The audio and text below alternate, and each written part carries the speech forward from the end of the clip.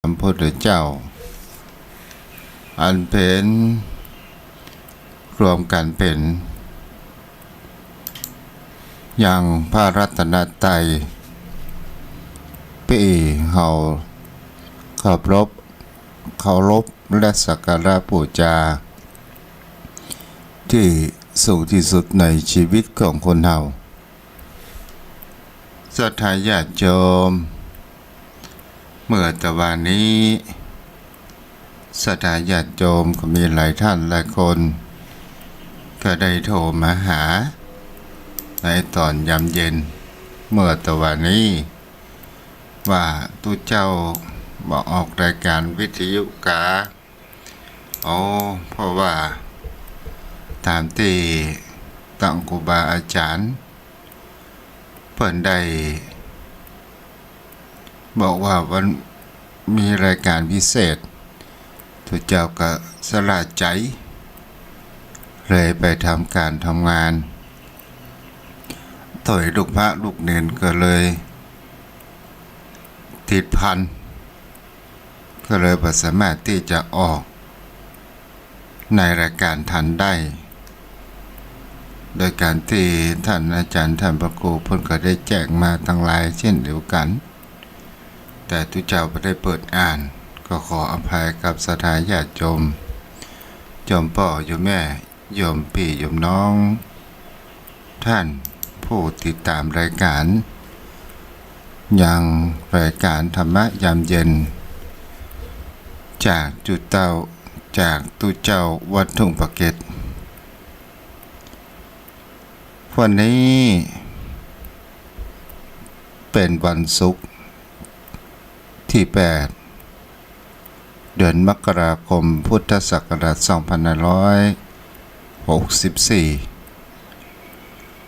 ยังเป็นห่วง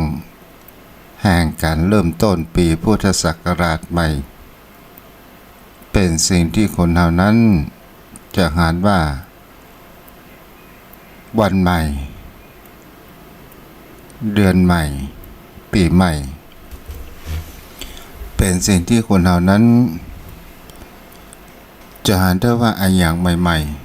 ๆเป็นสิ่งที่มีความดีงามเกิดขึ้นแต่ถามเป็นสิ่งที่เราจะหันแทนประการหนึ่งถามว่าความเกิดใหม่แต่คนเราไม่สามารถที่จะร่วงรู้ได้ว่าเราจะเกิดนั้นเป็นอะไรอย่างแต่สิ่งที่จะนำพาเราไปนั้นก็คือคำว่าบุญกุศลหรือว่าสิ่งที่การกระทำที่จะนำพาเราไปนั่นเองจะเป็นทางด้านที่ถูกต้องที่ดีที่สวยที่งามที่มีความเจริญรุ่งเรืองภูมิประเทศสิ่งเหล่านี้เราก็จะหันกันได้ว่าเป็นสิ่งที่คนเรานั้นต้องการมากที่สุดซึ่งเป็นสิ่งที่เราจะหันได้ว่าความเป็นมังคละอันว่าความเป็นมงคล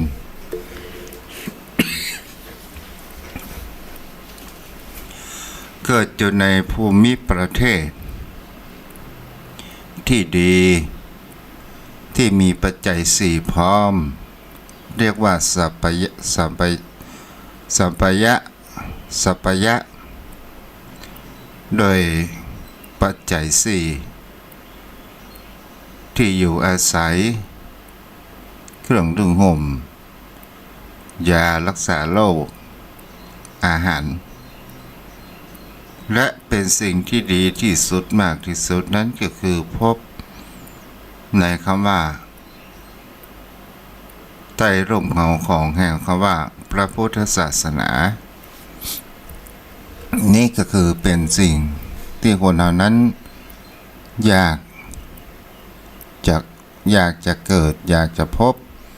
เป็นการสร้างบุญที่สมปานมากได้ที่สุดในความเป็นมนุษย์ของคนเหล่านั้นเองแต่ถ้าว่าคนเหล่านั้นมีความเลินเล่อยังมีความประมาทยังมีความเข้าใจผิด ยังมีคำว่าทิฏฐิมิจฉาทิฏฐิคือความเห็นผิดจากคำลองของธรรมเปิ้นว่าดีเป็นบุญเป็นกุศลตัวเก่าก็ว่าเป็นบาปเป็นสิ่งที่ประเกิดประโยชน์ใดๆทั้งสิ้นอย่างนี้เป็นต้นและเป็นสิ่งที่คนเราแห่งประการหนึ่งทิศทางเดินของคนเราก็มีอยู่สองทางเท่าอันทางดีและบดีที่ตุเจ้าอู้ไปก่อนหน้านั้นเป็นทางที่ดีแต่ทางที่บดีนั้นก็คือเป็นในทางที่อบายภูมินรกสัตว์เดรัจฉานเปรตเป็นต้นสิ่งเหล่านี้นี่ตัวใดเป็นตัวนำพาก็คือตัวกิเลสตามกระแสแห่งโลกตามกระแสแห่งความผูกพันของเขานั่นเองคำว่าผูกพันในที่นี้หมายถึงคำว่ากิจการงานใดๆที่เราทำนั้นบ่อยๆก็ถือว่าจิตใจของบุคคลเท่านั้นมีความผูกพันประการเช่นนั้นเหมือนกับโยมพ่อโยมแม่มีจิตใจผูกพันกับอยู่ธรรมะในหลักคำสอนขององค์สมเด็จพระสัมมาสัมพุทธเจ้ามีความผูกพันในสารธรรมพระสงฆ์องค์เจ้าที่นำหลักธรรมของพุทธองค์นั้นมาชี้แสงสว่างเพื่อโยมพ่อโยมแม่ได้เข้าใจถูกตามคำลองของธรรมแต่ถ้าว่าบุคคลใดที่มีความว่ามิจฉาทิฏฐิมีความห่วงแหนมีโทสะมีความอาฆาตมีความโลภตลอดจนถึงมีความหลงในสิ่งที่เป็นสาระว่าเป็นสาระบุคคลนั้นก็ย่อมไปสู่ในภพภูมิในทางที่บดีเรียกว่าอบายทั้งสี่นั่นเองเอาละโยมพ่อโยมแม่ก่อนที่จะเข้าสู่รายการในวันนี้ตัวเจ้าก็ขออนุโมทนาบุญกุศลที่ทางสถาญาติโยมได้เพิ่มเติมเสริมแต่งบุญญาบารมีเพิ่มบุญกุศลในการทำบุญซื้อที่ดินก็ไม่มีตังคนโยมแม่หรือว่าแม่วรนาถหรือป้าวรนาถพร้อมได้ครอบครัวลูกหลานได้สร้างบุญเพิ่มบุญแห่ม300 บาทก็ขออนุโมทนาบุญตัววันนี้ก็ขอเจริญพร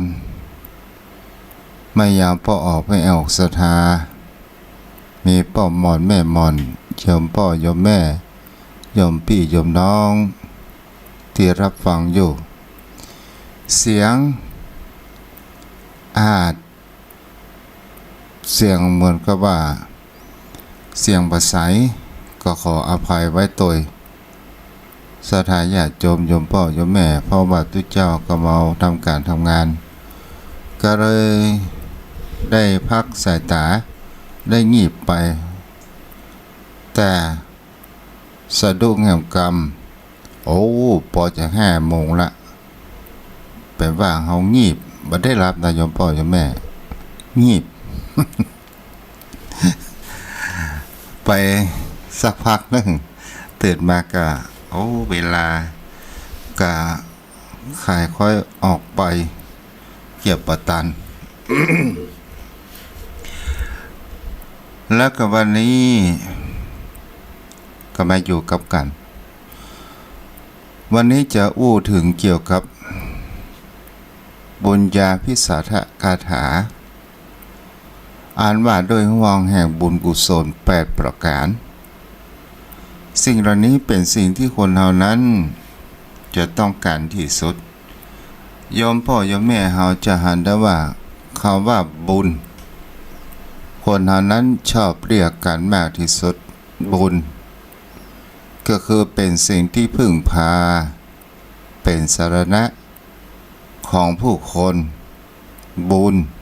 เป็นสิ่งที่เราจะหันได้ว่าเป็นกุศลกุศลก็แปลว่าเพิ่มในที่นี้เราก็หันได้ว่ากุศลก็เพิ่มทางด้านที่ดีและถูกต้องอกุศลเพิ่มในทางที่ด้านบดีนี่เรียกว่ากุศลแต่บุญเฮาฮ้องรวมกันว่าบุญกุศลบุญก็คือความสบายใจบุญก็คือความเป็นที่พึ่งพาของมวลมนุษย์ของผู้คนทั้งหลายเฮาก็รวมกันเป็นว่าบุญกุศลก็คือเพิ่มพูน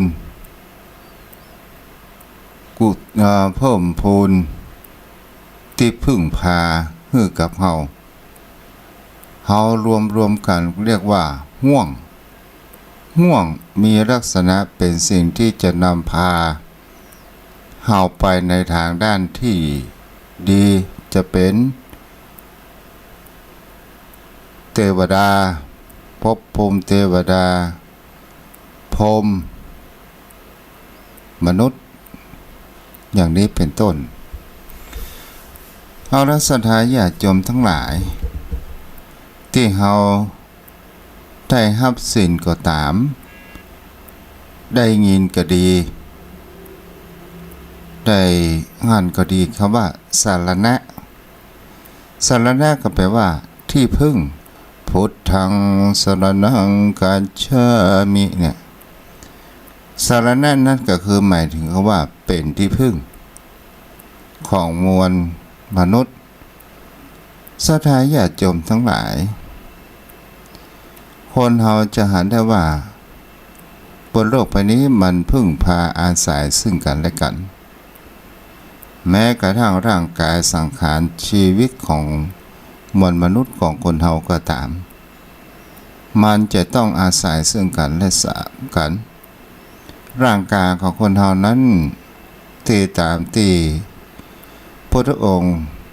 ตรัสบอกก็คือธาตุสี่ดินน้ำลมไฟนั่นเองสิ่งที่มันประกอบเป็นรูปเป็นร่างเกิดขึ้นมาเรียกว่ารูปธรรมก็คือธาตุสี่นี่แหละศรัทธาญาติโยมอาศัยซึ่งกันและกันอะไรอย่างใดเราจะหากันได้ว่าเลือดก็คือธาตุน้ำสเลดสิ่งเหล่านี้มันคือธาตุน้ำมันก็ต้องอาศัยแห่งความขับเคลื่อนนั้นก็คือคำว่าธาตุลมโยมพ่อโยมแม่เราก็ลองสังเกตว่าธาตุลมเป็นตัวนำพาไปเราจะหาได้ว่าถ้าว่าธาตุลมเราอ่อนมันก็บ่สามารถที่จะขับเคลื่อนเลือดของเรานั้นไปสม่ำเสมอได้เลือดธาตุลมธาตุดินเราจะหาได้ว่าเป็นธาตุรักบนโลกใบนี้ตลอดจนถึงมวลมนุษย์ของคนเราดินนั้นเป็นสิ่งที่คนเรานั้นจะหันได้ว่าเป็นกระดูกกระเดี่ยวเนื้อหนังบางสาต่างๆนานานี้ก็คือธาตุดินส่วนธาตุไฟเราจะหันได้ว่าร่างกายของคนเรานั้นมันก็จะมีอุณหภูมิมีสิ่งที่นำพาเลือดของเรานั้นมันมีความหนืดไปต่างๆน้ำไปก่อนหน้าน้ำเป็นสิ่งที่เราจะหากันได้ว่าเป็นธาตุที่คนเรานั้นขาดมาได้บนโลกใบนี้ศรัทธาญาติโยมทั้งหลายแม้กระทั่งธรรมชาติเราจะหาได้ว่าบนโลกใบนี้มีดินเพียงแค่ส่วนเดียวส่วนน้ำนั้นมีเป็นสองส่วน เฮาลองพอในรูปของรูปโลกเราจะหันได้ว่าน้ำทะเลน้ำหนองของบึงต่าง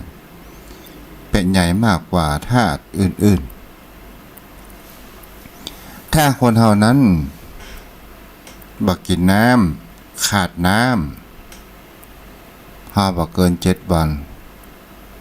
เฮาก็จะต้องอีวังกันแน่นอนอย่างนี้เป็นต้นละเข้ามาสู่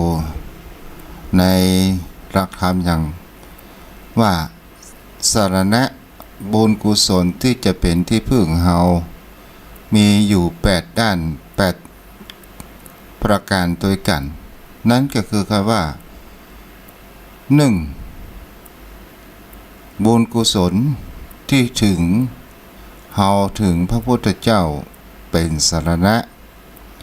ประการที่2ถึงพระธรรมเป็นสรณะประการที่3ถึงพระสงฆ์เป็นสรณะประการที่4บุญจะเกิดขึ้นเว้นจากการฆ่าสัตว์ประการที่5บุญเว้นจากการลักทรัพย์บุญที่6เว้นจากการประพฤติผิดในกามประการที่7นั้นก็คือบุญเว้นจากการพูดเท็จประการที่8บุญเว้นขาดจากการดื่มสุราและมีไลก็อยู่8หัวข้อนี้สถาญาติโยมทั้งหลายเป็นห่วงแห่งบุญกุศลถ้าเฮามีความประพฤติปฏิบัติอยากว่าบุญที่ถึงพระพุทธเจ้าเป็นสรณะเฮาจะหันได้ว่าเฮาน้อมระลึกถึงอย่างองค์สมเด็จพระสัมมาสัมพุทธเจ้าเป็นสรณะที่พึ่งทางด้านจิตใจของเฮานั้นอยู่เสมอพระพุทธองค์นั้นก็เป็นมนุษย์เป็นผู้มีเลือดเนื้อเชื้อไขในครั้งพุทธกาลก่อนที่จะบรรลุเป็นพระสัมมาสัมพุทธเจ้าก็คือเจ้าชายสิทธัตถะผู้บำเพ็ญเพียรหลายภพหลายชาติเป็นสิ่งที่คนเฮานั้นจะหันได้ว่าพระพุทธองค์นั้นมีพระกรุณาเมตตากรุณาคือมีพรหมวิหาร4สถาญาติโยมทั้งหลายมีทั้งที่เฮาฮ้องกันว่าพุทธคุณปัญญาที่คุณบริสุทธิ์ที่คุณพระมหากรุณาธิคุณพระพุทธเจ้านั้นแต่ยังได้แนะธรรมรักธรรมแนะแนวทางบอกให้กับหมู่เฮาว่าทางเส้นนี้เด้อเป็นทางที่เฮานั้นจะนำพาเฮาไปเกิดในภูมิประเทศที่ดีและถูกต้องนั่นก็คือการที่เฮาจะหันได้ว่านี่เฮาถึงพร้อมพระพุทธเจ้าเป็นสรณะเป็นที่พึ่งเป็นที่นำพาอยู่เสมอถึงพระพุทธองค์นั้นจากหมู่เฮาไป 2,564 ปีก่อนพุทธกาล80 ปีศรัทธาญาติโยมทั้งหลายนี่เราจะหันได้ว่าพุทธบารมีพุทธานุภาพของพุทธองค์นั้น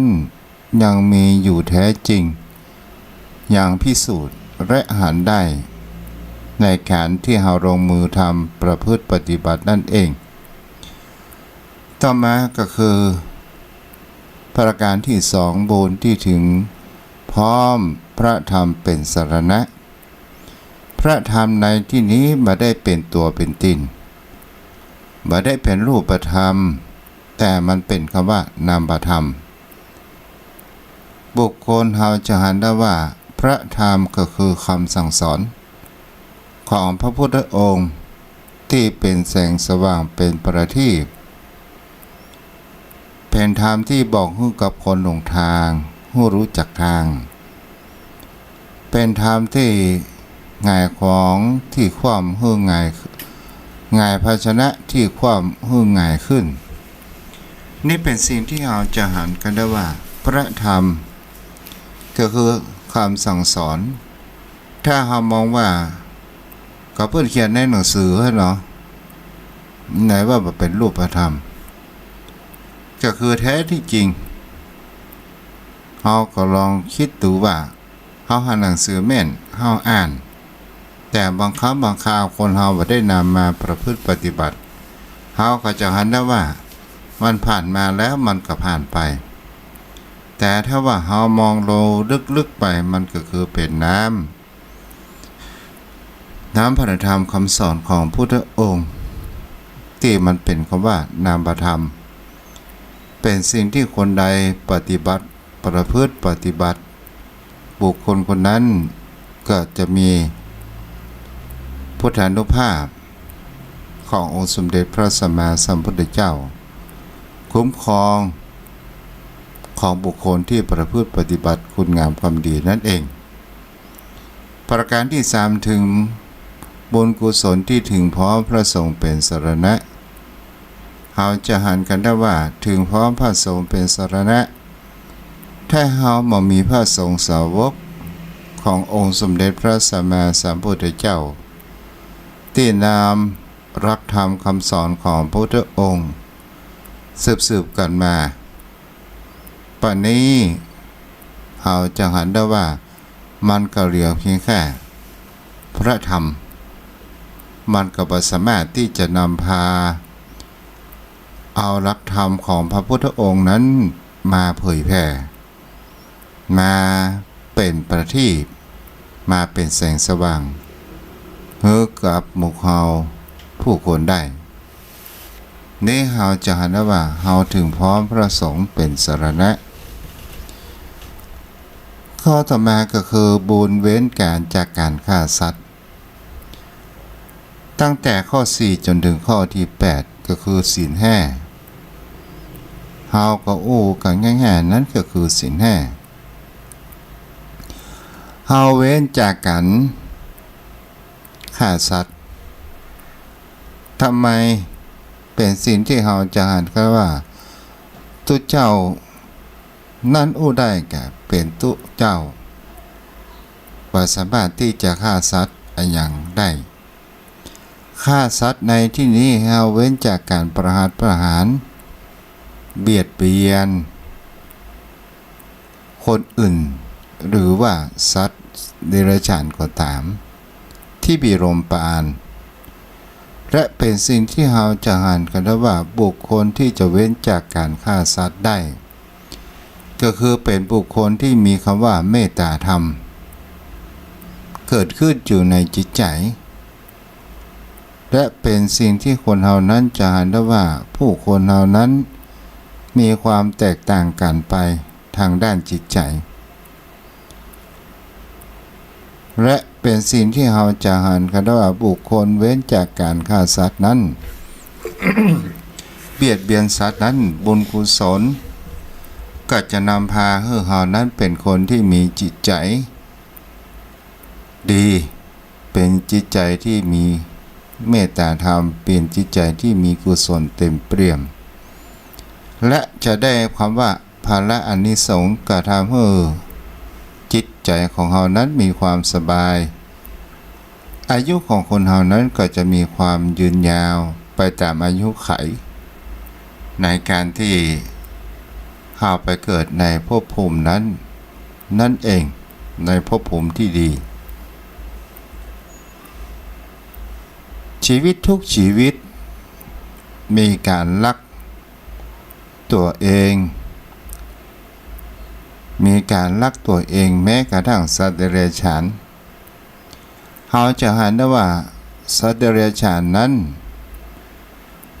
ถึงจิตใจผู้สูงส่งเท่ากับมนุษย์แต่มันก็มีการรักชีวิตของมันเองเช่นเดียวกับมนุษย์ของคนเฮา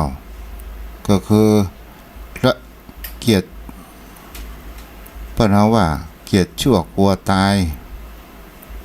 เหมือนกันเราจะหันกันได้ว่า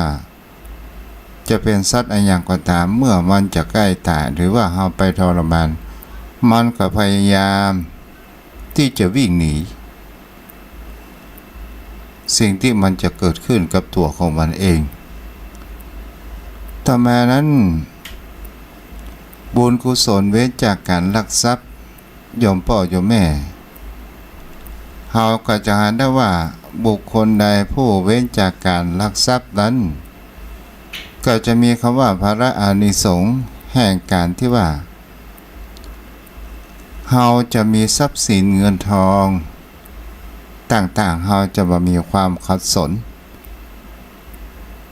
เพราะว่าเราเว้นจากการที่เราบารักทรัพย์ของคนอื่นสมัยในอดีตสมัยบรรพบุรุษของคนเฮาจะอ่านว่าจิตใจของบุคคลในสมัยนั้นเป็นบุคคลที่มีจิตใจอันสูงส่งในหลักธรรมขององค์สมเด็จพระสัมมาสัมพุทธเจ้าเราจะอ่านกันได้ว่ามีความไว้เนื้อเชื่อใจบาใจทรัพย์ของตัวเองก็จะมามีกันถามว่าคนรักทรัพย์ในสมัยนั้นมีก็มีแต่ไปตั้งสัตว์สิ่งสาราสัตว์จะเป็นการลักวัวลักควายรักสมบัติกับมีพ่องแต่มันมีน้อยแต่ในสมัยปัจจุบันถ้าเฮาบ่ได้ติดตั้งเพราะว่าวงจรปิดขนาดตั้งกล้องวงจรปิดเขาก็ยังลักอยู่สถานญาติโยมทั้งหลายเพราะอะไรอย่างเพราะว่าความอยากได้ความโลภในจิตใจของเขานั้นมีอยู่บุคคลที่บ่เว้นจากการลักทรัพย์สิ่งของเกิดมาในชาติหน้าก็จะเป็นคนทุกข์คนยากบ่มีทรัพย์บ่มีเงินบ่มีของได้มาขาดไปอย่างนี้เป็นต้นถ้าเรามีบุญกุศลเว้นจากการรักทรัพย์ก่อให้เกิดแห่งความสบายใจเราก็จะมีบุญกุศลเกิดขึ้นข้าวของสมบัติของเราก็มีประการที่สี่บุญกุศลที่เว้นจากการประพฤติผิดในกามก็คือศีลข้อสามนั่นแหละสถานญาติโยมทั้งหลายบุคคลเฮานี่เฮาจะหันแห่งประการหนึ่งว่าคนเฮานี่จะเป็นเขาว่าพฤติกรรมหรือว่านิสัยกันมาหูในบ้านเมืองของเรานั้นชอบในการที่เรียนแบบซึ่งกันและกันอย่างเช่นเขาว่ากิ๊กก๊อกบ้านเล็กบ้านน้อย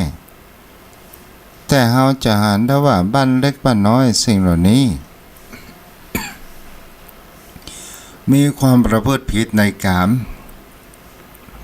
ทำไมพระองค์ถึงบัญญัติสิ่งข้อนี้ล่ะก็เพราะว่าคนที่มีหลายบ้านก็จะทำให้ความทุกข์ร้อนแห่งความครอบครัวเกิดขึ้นเงินทองก็จะมามีความเพียงพอบ้านนั้นก็ยังบ้านนี้บ้านนี้ก็ยังบ้านนั้นแล้วบ้านเล็กบ้านน้อยบ้านใหญ่เกิดความอิจฉาเกิดขึ้นแล้วก็ก่อให้เกิดแห่งการฟัดฟันฆ่ากันวางแผนร้ายในชีวิตการเกิดขึ้นถ้าว่าเฮามามีเงินเพียงพอที่จะจุนเจือในครอบครัวบ้านน้อยบ้านใหญ่ตอนสุดท้ายเขาก็จากเฮาไปหมดครอบครัวที่จะประจากเฮาไปก็คือพ่อแม่ของเฮานั่นเองนี่แหละสถานญาติโยมทั้งหลายบางครั้งบางคราวคนเฮาก็เฮียนกันตัวก็บ่ใจมีเงินมีทองก็ย่างไปเฮียนเพิ่นมีกิ๊กมีก๊อกอย่างนี้เป็นต้น บุญกุศลเว้นจากการกรรมพูดเท็จก็คือเป็นคนที่ประกอบไปด้วยอู้จ๋าส่อเสียดหยาบคายทิ่มแทงหยามน้ำใจของคนอื่นเฮาเว้นจากสิ่งเหล่านี้ได้เฮาเป็นคนที่อู้เว้นจากการพูดเท็จก็คืออู้คำสัจจริงอู้สิ่งที่เป็นจริงมีอย่างใดก็ว่าอย่างอันก็หมายถึงเขาว่ามีอย่างใดก็ว่าอย่างอันแบบคนอู้ขวัญภาษากาสถาญาติโยมทั้งหลายแท้ที่จริงคนเฮานั้นชอบอู้แห่งความจริงแต่การอู้ขวัญภาษาเป็นคนอู้ซื่อจริงอยู่แต่ประจ้างอู้นั่นเองแต่ถ้าว่าบุคคลใดที่อู้ความจริงแต่จ้างอู้ก็คือมันมีการอู้โผงพางอย่างนี้เป็นต้นเพื่อเป็นคนที่จ้างอู้ว่า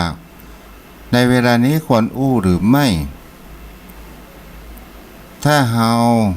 หูกะละเทศะในการอู้กันจ๋ามันก็จะก่อให้เกิดแห่งคำว่าภาระอานิสงส์แห่งความเชื่อถือและมั่นใจผู้คนทั้งหลายก็จะคบค้าสมาคมจะเป็นการทำธุรกิจ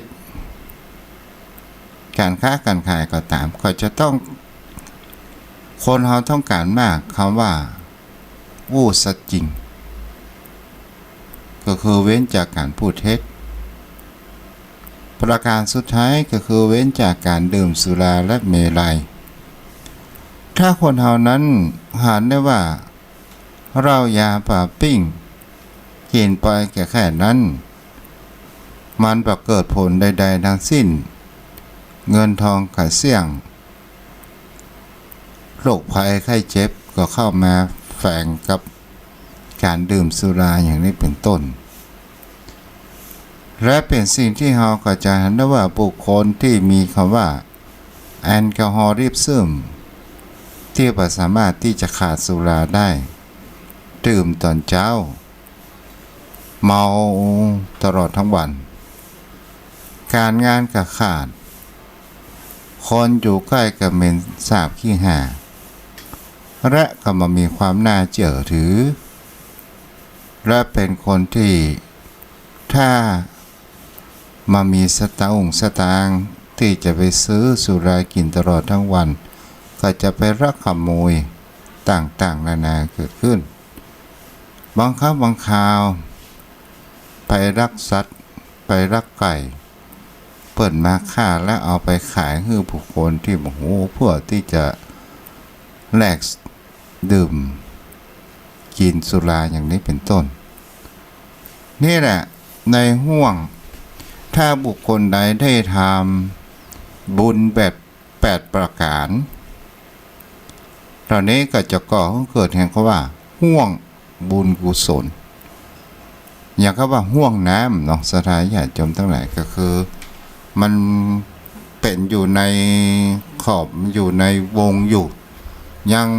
อยู่ในห่วงอย่างคำว่าตอนนี้วันที่8จะเคยอยู่ในห่วงแห่งคำว่าเริ่มต้นปีพุทธศักราชใหม่แต่ถ้าว่าหมดเดือนมกราคมก็หมดห่วงแห่งการละเวลาของปีใหม่ไปแล้วแต่เรา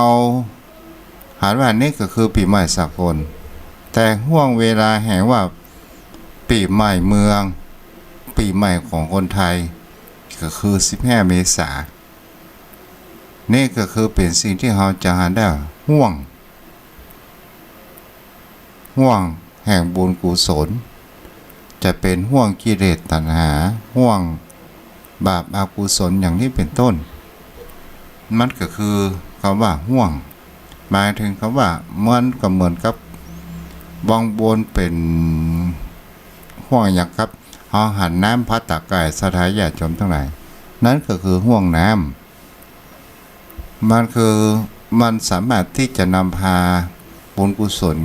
ถ้าเราทำท่านดีมันก็เป็นบุญกุศลที่จะติดนำพาเราไปในทางภพภูมิที่ดีนี่ก็คือเขาว่าห่วงบุญกุศลถ้าโยมพ่อโยมแม่ได้รับความกระจ่างอย่างอี้เฮาก็รีบคนขวายรีบกระท